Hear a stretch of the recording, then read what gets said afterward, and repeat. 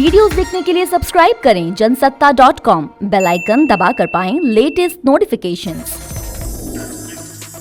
पैगंबर पर नुपुर का बयान, अजान पर रितंभरा के बोल, कभी गोडसे का महिमा मंडन, कभी धर्मस्थलों पर किचकिच। बीजेपी की महिला नेता और विवाद।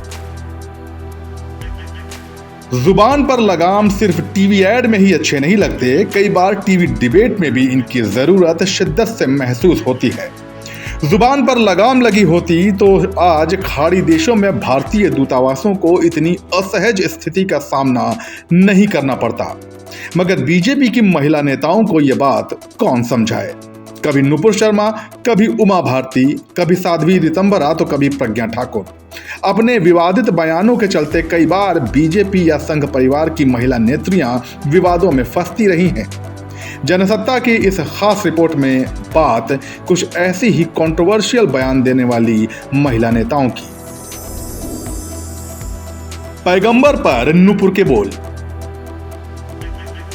वो एक टीवी डिबेट था जहां ज्ञानवापी मुद्दे पर बहस हो रही थी।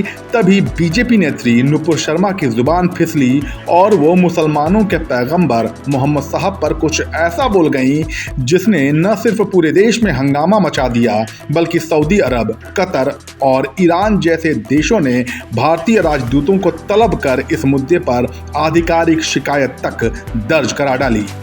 कानपुर में हिंसा हुई सो अलग। डैमेज कंट्रोल के लिए बीजेपी ने नुपुर को पार्टी से सस्पेंड कर दिया, जिसके बाद नुपुर ने अपने बयान पर खेद भी जताया। मगर वो कहते हैं ना, कमान से छूटा तीर और जुबान से निकली बात वापस नहीं आ सकती। अजान पर रितंभरा का बयान।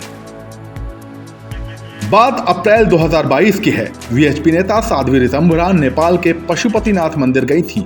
वहां जब पत्रकारों ने उनसे भारत में उठे अजान विवाद पर राय पूछी तो उन्होंने कह डाला कि भला अजान और प्रार्थना में लाउड स्पीकर का क्या काम।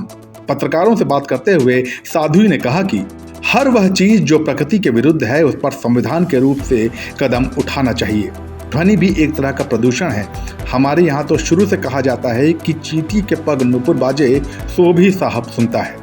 रितंभरा के बयान पर विवाद तो उठा, मगर जल्दी ही मनसे नेता राज ठाकरे लाउडस्पीकर मुद्दे पर मैदान में आ गए और चर्चा का केंद्र बन गए। लिहाजा रितंभरा का बयान ज्यादा तूल नहीं पकड़ पाया। प्रज्ञा ने की गोडसे की जय जयकार।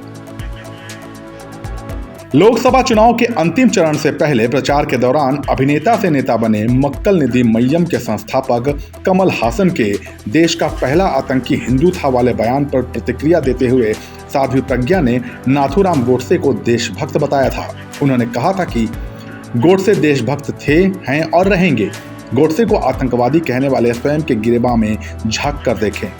चुनाव में ऐसे लोगों को जवाब दे दिया जाएगा। उनके इस बयान के कुछ ही देर बाद पार्टी ने उनसे किनारा कर लिया और कड़ी निंदा करते हुए उन्हें सार्वजनिक तौर पर माफी मांगने की हिदायत दे डाली थी। ब्यूरोक्रेसी पर उमा के तीखे बोल। मध्य प्रदेश की सीएम रह चुकी बीजेपी नेता उमा भारती ने एक नहीं बल्कि कई मौकों पर कंट्रोवर्शियल बातें कही, मगर सबसे ज्यादा विवादित रहा वो बयान जिसमें उन्होंने ब्यूरोक्रेसी की औकात चप्पल उठाने वाली कह दी थी। जब उमा भारती से मीडिया ने पूछा कि क्या ब्यूरोक्रेसी काम नहीं करने देती, तब उमा का जवाब था, सब फालतू की बातें हैं। ब्यूरोक्रेसी घुमाती है, घुमा ही नहीं सकती। उसकी औकात क्या है? हम उसे तनख्वाह देते हैं, हम उन्हें पोस्टिंग दे रहे हैं, हम उन्हें प्रमोशन और डिमोशन दे रहे हैं। उनकी कोई औकात नहीं है। असली बात तो यह है कि हम ब्यूरोक्रेसी के बहाने अपनी राजनीति साधते हैं।